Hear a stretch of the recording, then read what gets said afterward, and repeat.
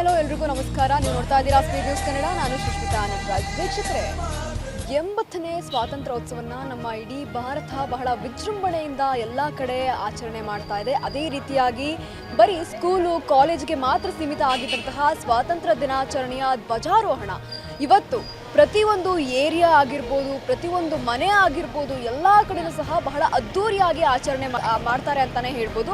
ಅದೇ ರೀತಿಯಾಗಿ RR ನಗರದ ಗಿರಿಧಾಮ ಬಡಾವಣೆಯಲ್ಲಿ ಇವತ್ತು ಬಹಳ ಅದ್ಧೂರಿಯಾಗಿ ನಮ್ಮ 80ನೇ ಸ್ವಾತಂತ್ರ್ಯೋತ್ಸವದ ಧ್ವಜಾರೋಹಣವನ್ನು ಮಾಡಿದ್ದಾರೆ. ಇಲ್ಲಿರುವಂತಹ ಸಾರ್ವಜನಿಕರ ಹತ್ರನೇ ಮಾತಾಡ್ತಾ ಹೋಗೋಣ. ಸರ್ ನಮಸ್ತೆ. ಸರ್, ಮೊದಲನೇದಾಗಿ 80ನೇ ಸ್ವಾತಂತ್ರ್ಯೋತ್ಸವದ ದಿನಾಚರಣೆಯ ಶುಭಾಶಯಗಳು. Yes sir. ಇನ್ನು ಬರೀ ಸ್ಕೂಲು ಕಾಲೇಜಿಗೆ ಮಾತ್ರ ಧ್ವಜಾರೋಹಣ ಬಹಳ ಸೀಮಿತ ಆಗಿತ್ತು. ಪ್ರತಿ ಬಾರಿಯೂ ಸಹ ಇಷ್ಟು ವರ್ಷ ನಾವು ಏನು ನೋಡ್ಕೊಂಡು ಬಂದಿದ್ದೀವಿ, ಧ್ವಜಾರೋಹಣ ಅಂತ ನಾವು ನೋಡೋದಾಗಿದ್ರೆ ಬರೀ ಸ್ಕೂಲು ಕಾಲೇಜ್ಗಳಲ್ಲಿ ಮಾತ್ರ. ಇವಾಗ ನಿಮ್ಮ ಏರಿಯಾದಲ್ಲಿ, ನಿಮ್ಮ ಬಡಾವಣೆಯಲ್ಲಿ ಮಾಡ್ತಾ ಇದ್ದೀರಾ, ಇದ್ರ ಬಗ್ಗೆ ಏನು ಅನ್ಸುತ್ತೆ?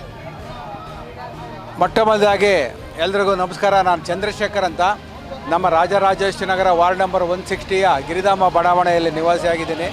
ಇಲ್ಲಿ ನಮ್ಮ ಗಿರಿಧಾಮ ಬಡಾವಣೆಯ ಕ್ಷೇಮಾಭಿವೃದ್ಧಿ ಸಂಘ ಬಹಳ ಸಕ್ರಿಯವಾಗಿ, ರಚನಾತ್ಮಕವಾಗಿ ನೀವೇ ನೋಡ್ತಾ ಇದ್ದರೆ ನಡೀತಾ ಇದೆ.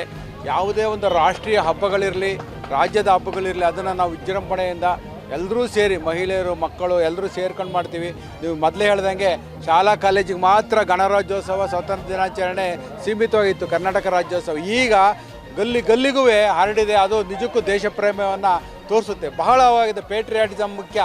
ಏನು ನಮ್ಮ ಗಾಂಧೀಜಿ ಆದಿಯಾಗಿ ಎಲ್ಲರೂ ಸಹ ನಮ್ಮ ಸ್ವಾತಂತ್ರ್ಯ ದೊರಕಿಸ್ಕೊಟ್ರು, ಅದನ್ನು ಉಳಿಸ್ಕೊಳ್ಳೋ ಜವಾಬ್ದಾರಿ ನಮ್ಮ ಮೇಲಿದೆ ಈಗ.